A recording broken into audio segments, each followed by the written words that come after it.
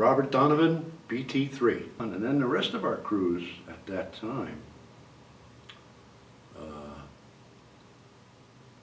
of course, I went on another cruise and did the same routine, so I'm trying to not mix them apart. Now, I think the rest of that cruise we went on to, if they would call it a, some of the cities gave us a welcome, some didn't. And I remember some places they would have tour buses set up. You know, you could go on a tour for $2.50 of the city. It's like, well, I'm here, I got a half a day off, I'm taking advantage of it, you know. And I remember in Bordeaux, France, they had a big welcome party for us. Very nice. I thought it was, you know, and it was lavish. We welcomed the mayor and other dignitaries on board our ship under the tent for dining with our officers. And it was very nice. I mean, they had the great, nice layout, you know, best wines they had, you know.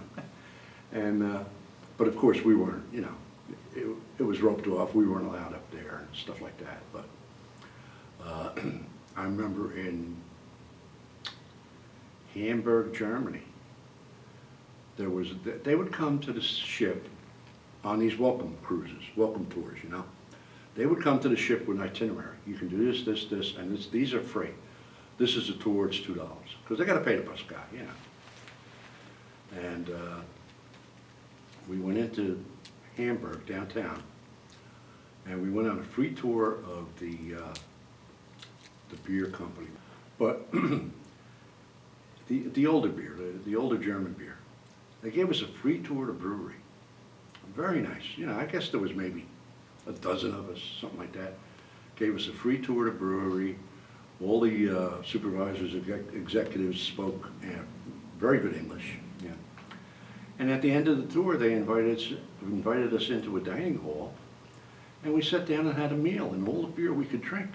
And they even had these waitresses dressed up in the lederhosen and all the other gear the traditional German outfits and stuff. And we got knockwurst and bratwurst and sauerkraut, and I think it was wonderful that they did that, you know. I guess, you know, goodwill and so on. We had a few of them, you know. But, and then that cruise went on, and we spent some time in the Mediterranean, which was, that sailing was different. I didn't find that very interesting because we'd be out for 4 or 5 days, maybe. Sometimes, I think the longest I was out to sea was 45 days without seeing land. Normally it would be 28, 30, that would be the number. Then we'd come into port and we'd have a break 4 days or 5 days, it depended. And we would get different, you know, different liberties, you know. If you were there for 4 days, you only got one liberty, you know. And then the rest was work. Unless something was wrong with the ship and they had to make repairs, then you didn't go anywhere, so you missed that one. The only other time we had a problem was we were in the Med, and we had these 3 guys playing with new sonar equipment. Again, not that first set of guys. And these 3 guys were like spooks or something. You know, you didn't know. I'm from Pennsylvania. It's like, okay, yeah. And, you know, because you just chit-chat with them. You know, hey, how you doing? You know, but they were working with new equipment on the fishes, the sonar buoys that went overboard, and they would be trying and testing them with scales and, you know, oscillating scopes and checking them out. And a lot of that progress was slow, and I mean, they were there for a good 3 days, maybe more. And they said, okay, well, this ain't, okay, that ain't working, well, this ain't working. It's always a trial and error thing with all this equipment that, you know, even today, these young guys today, the equipment changes so fast. I mean, you can't be on board 6 months and learn your radar, your this, your that, the next thing, because the next thing you know, they're sliding in a new computer. It's got to be tough for these kids today. So, but, and that was in the Med, and it was like, oh yeah, the Med was supposedly peaceful, no animosity, but we did bounce off some Russian subs in the Med. You know, oh, wait, look what we got here, yeah, okay, yeah. So, you know, we would let them know we were there too, as well. But much more in the North Atlantic. Scotland, England, Norway. Sometimes it'd even be in Denmark. We'd pull into Denmark. got a nice 5-day break in Denmark. Copenhagen, yeah. I went to Tivoli Park, and again, you know, these little tours and stuff. Hey, I'm here, I want to see it, I want to take advantage of it, you know. And Stockholm, Sweden was nice, and very clean, very clean. Everybody was polite, full, friendly, like another world. It wasn't like Jersey City, New Jersey, or anything like that, you know. But that was great. And being in Germany, I was in Germany a few times. That was great. Bremerhaven, Hamburg. We took a tour. I think it was $7. It was an all-day tour, because we get a day off. Out of 5 days in the port, you get 1 day off. And we took a tour, a bus tour, and they took us out to the eastern border. And we went to see a church that was in ruins from World War II bombing. They left the bell chapel down because it had fallen down, so they left it as a memorial. And then we drove along out to the, again, I can't recall, the name of the town had an R, and we went out there, and it was a nice old town, and you could see the Berlin Wall, the Berlin Line. And we went out, it was more country out that way.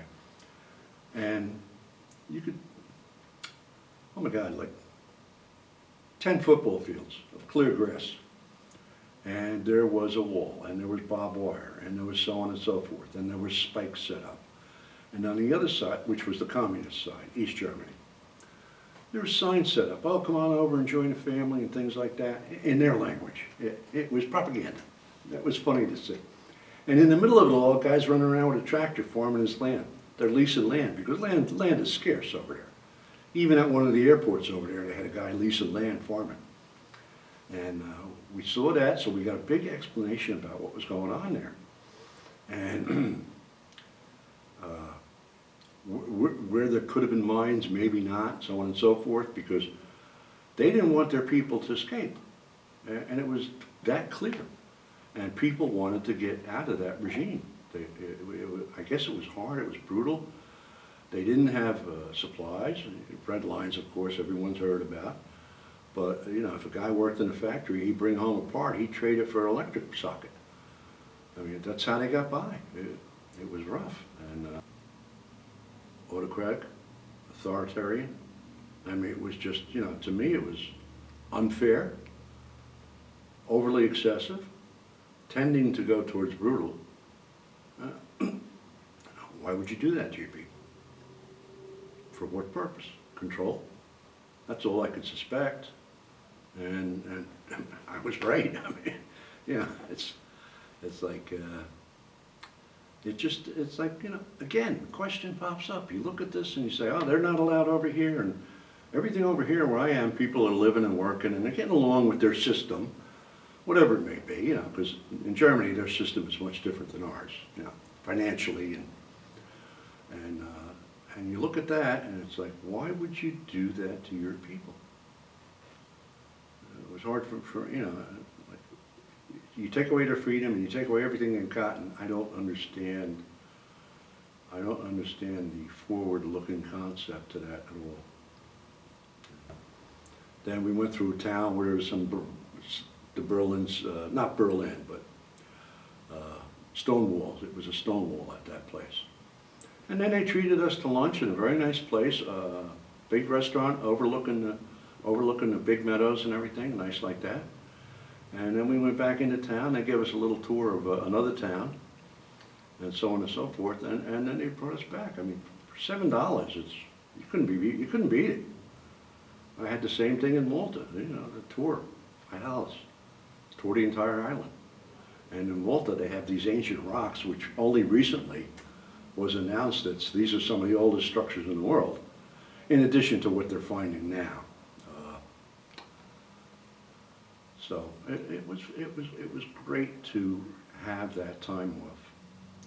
Great to see those things everywhere, even Naples and Pompeii and so on, and the Blue Grotto and what they had to offer there, and even a countryside tour, some beautiful spots, you know. Barcelona, Spain, I didn't care for that much, but it's more industrial. It's a big refueling port. And oh, Nice, France. I spent 4 days in Nice, 4 days in Cannes. You know, different voyages. And some of the tours were great. I mean, you know, it's like you're there, you got a couple bucks. It's like you might as well go see it if you don't take advantage of it.